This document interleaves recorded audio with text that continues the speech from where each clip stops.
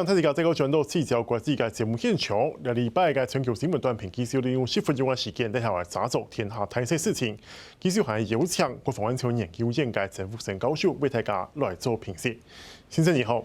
主持人好，觀眾朋友大家好。其實呢個禮拜呢，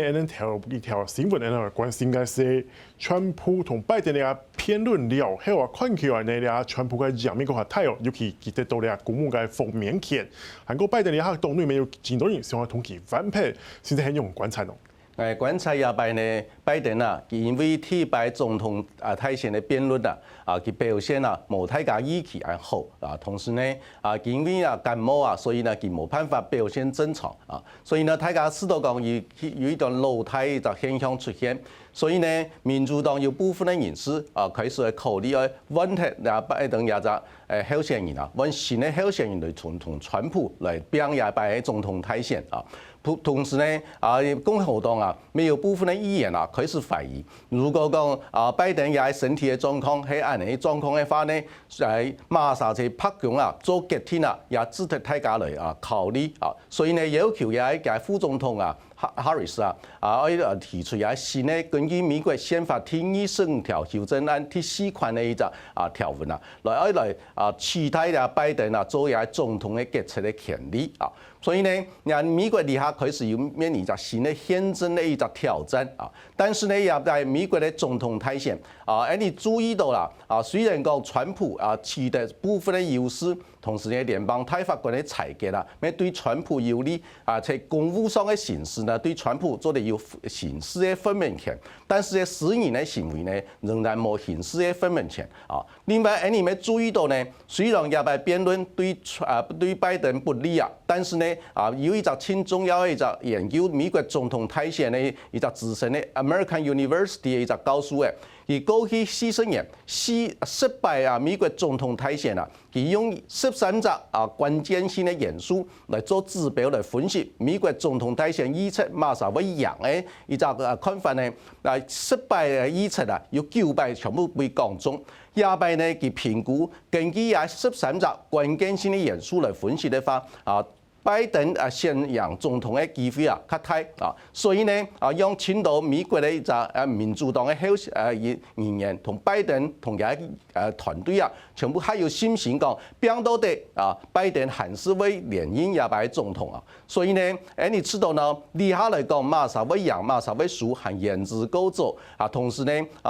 知道拜登呢其實唔會退卻呢佢核心嘅團隊唔會讓步嘅，所以呢你知道呢也拜還係川普同拜登拼也拜2024年美國總統大選提名嘅結果你還係精彩可期。你先看呢條新聞寫講中國國家主席習近平呢，呢場時間係表示講，我設立全球南方嘅研究中心，係請相關嘅人才。現在很有人觀察一件事情，係咪想要請呢啲國家呢來共同嘅來合作對抗西方咯？因為習近平而知道也係西方世界，尤其係美國、歐洲嘅部分嘅國家，大家團結起來打壓中國大陸，還有也全球南方嘅國家，尤其俄羅斯，還有其他國家。所以呢，佢趁也係紀念70周年咧和平共處5年則提出來70周年嘅一個紀念大會佢特別提出來講，未來中國大陸嘅外交嘅政策也和平相處5年則咧適用到全球南方嘅國家，所以除了同印度、緬甸也啲國家之外呢，東南亞還有也中東、非洲、中美洲、南美洲也啲全球南方嘅國家，全部適用也和平共處5年則嚟空下嚟處理外交嘅關係。那更重要一個關鍵就係佢一方面批評也西方世界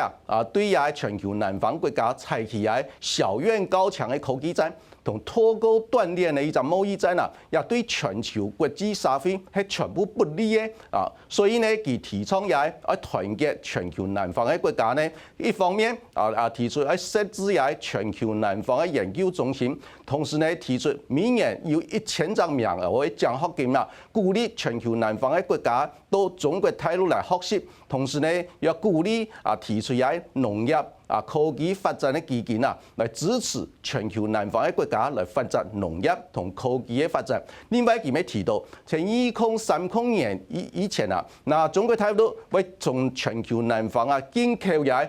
8兆美元嘅一隻農產品同相關嘅產品，來鼓勵中國大陸同全球南方國家經貿合作嘅關係。所以從呢個角度來看呢，那中國大陸開始試圖講，你睇西方世界對中國嘅一隻這個科技戰貿易戰越打越兇，所以呢，佢要團結全球南方嘅國家，向下來對付西方世界嘅霸權嘅做法。但是也就集體化一隻對抗嘅模式啊，對全世界其實係相當不利嘅。第三條新聞呢，來關心嘅係係咧，東同進行嘅上海合作組織嘅峰會，先生今年嘅有乜嘅觀察嘅重點咯？那今年呢，上海合作組織嘅峰會啊，在哈薩克舉辦啊。亞洲峰會呢，其實呢主要先討論嘅議題係能源嘅合作同安全嘅合作啊。但是呢，你要慢慢發展啊，你要上海合作組織嘅會議啊，有9隻成員國。那今年呢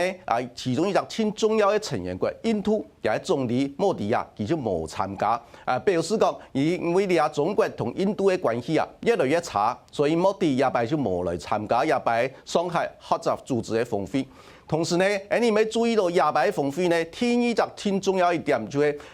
習近平同普丁兩沙在一隻半年以來第一擺親自嘅見面。兩沙見面呢，當然會討論到青島有關國際安全嘅議題啊。你睇西方世界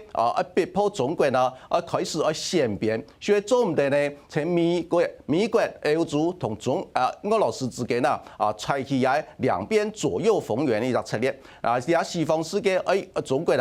對俄羅斯採取較強硬嘅一個態度，所以呢，亞擺呢習近平同這個普丁會面有冇談到雙方之間軍事上嘅合作大家全部挺關心。你咪注意到呢，在普丁同習近平會面嘅同時呢，那俄羅斯嗰邊佢就發布一個新嘅消息，竟然繼續要採取